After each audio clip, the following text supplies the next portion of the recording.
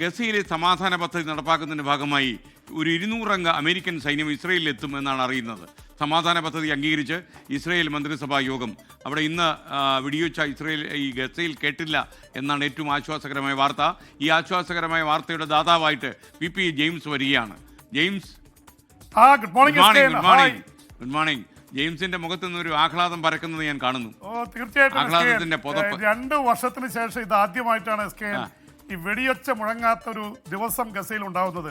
പക്ഷേ നമ്മളൊക്കെ അത്ഭുതപ്പെട്ടുണ്ടാവും. ഇന്ന് അന്താരാഷ്ട്ര മാധ്യമങ്ങളിലും നമ്മുടെ മാധ്യമങ്ങളിലൊക്കെ നിറയുന്നത് ഈ യുദ്ധങ്ങളുടെയും പട്ടിണി മരണങ്ങളുടെയും കൊലവിളികളുടെയൊക്കെ നടുവിൽ നിന്നുകൊണ്ട് അതിനൊക്കെ അതിജീവിച്ച ഒരു ജനത ആഹ്ലാദ പ്രകടനം നടത്തുന്നതിൻ്റെ, കുഞ്ഞുങ്ങൾ ചിരിച്ച് അവരുടെ പാലസ്തീൻ പതാകയിൽ പൊതിഞ്ഞൊക്കെ നടക്കുന്നതിൻ്റെയൊക്കെ ദൃശ്യങ്ങളും വിഷ്വൽസൊക്കെ കാണുമ്പോൾ അക്ഷരാർത്ഥത്തിൽ സന്തോഷം തോന്നുന്ന അവസ്ഥ തന്നെയാണ്.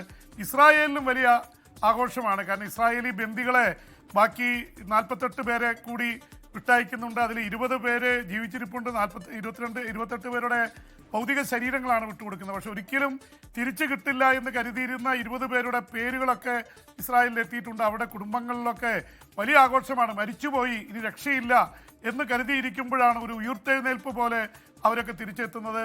എന്തായാലും ഈ മണിക്കൂറുകളിൽ ഇസ്രായേലിൻ്റെ സുരക്ഷാ മന്ത്രിസഭാ യോഗം ചേർന്ന് ഈ കരാറിന്, സമാധാന പദ്ധതിക്ക് അംഗീകാരം നൽകിയെന്ന വാർത്ത കൂടി മണിക്കൂറുകളിൽ വരുന്നുണ്ട്. എന്തായാലും ഇതൊക്കെ നൽകുന്നത് വലിയ പ്രതീക്ഷയാണ്. പക്ഷേ ഇവിടുത്തെ അതിൻ്റെ കണക്കുകൾ, ഗസയിൽ നിന്നുള്ള കണക്കുകൾ വരുന്നുണ്ട്. അവിടെ ആശുപത്രികൾ മുഴുവൻ തകർന്നു. മറ്റ് എല്ലാ തരത്തിലും വീടുകൾ, ഏതാണ്ട് 92% വീടുകൾ തകർന്നു. ടെൻറ്റുകൾ കെട്ടി തെരുവുകളിലാണ് ജനം കഴിയുന്നത്. അവരെയൊക്കെ ഇനി പുനരധിവസിപ്പിക്കുക എന്നുള്ള പ്രധാനപ്പെട്ട ഇതുണ്ട്.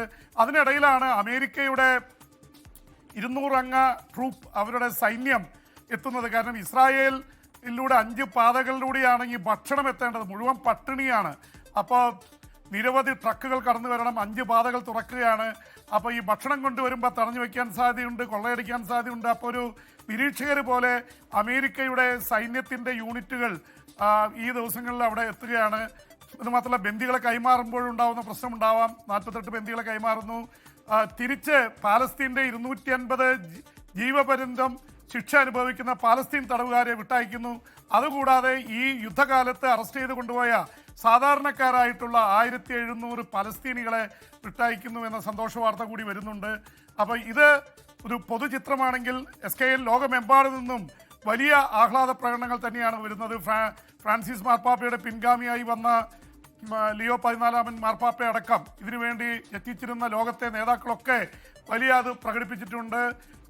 ഇന്ത്യയുടെ പ്രധാനമന്ത്രി നരേന്ദ്രമോദി ഡൊണാൾഡ് ട്രംപിനെ നേരിട്ട് വിളിച്ച് ഫോണിൽ അഭിനന്ദനം അറിയിച്ചു. ഒരുപക്ഷെ സമാധാന നൊബേൽ സമ്മാനത്തിൽ അദ്ദേഹത്തെ പിന്തുണച്ചില്ല എന്നൊക്കെയുള്ള പേരിൽ ഇന്ത്യയോട് പിണങ്ങിയിരിക്കുകയായിരുന്നു. അപ്പോൾ അത് മാറ്റാൻ ഒരുപക്ഷെ ഇത് സഹായിച്ചേക്കാം.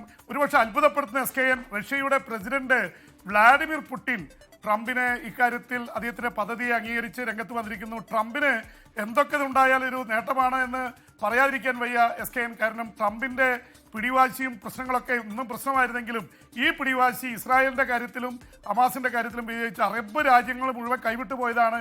അവരെ മുഴുവൻ കൂട്ടി നിർത്താനും മധ്യപൂർവ്വ ഏഷ്യയിലും മിഡിൽ ഈസ്റ്റ് ഏഷ്യൻ രാജ്യങ്ങളിലൊക്കെ ഒരുമിച്ച് അവരെ കൊണ്ടുപോകാനും കഴിഞ്ഞു എന്നുള്ളത് വലിയ നേട്ടമായിട്ട് ട്രംപിന് അവകാശപ്പെടാം. എന്തായാലും സന്തോഷമുള്ള കാര്യമാണ്. ലോകത്തെവിടെയായാലും ഏത് സമയത്തും 24 വാർത്തകളും ഓഗ്മെന്റഡ് റിയാലിറ്റി പാക്കേജുകളും എക്സ്പ്ലെയിനറുകളും വിശദമായി കാണാൻ ഞങ്ങളുടെ യൂട്യൂബ് ചാനൽ നിങ്ങൾക്ക് സബ്സ്ക്രൈബ് ചെയ്യാം.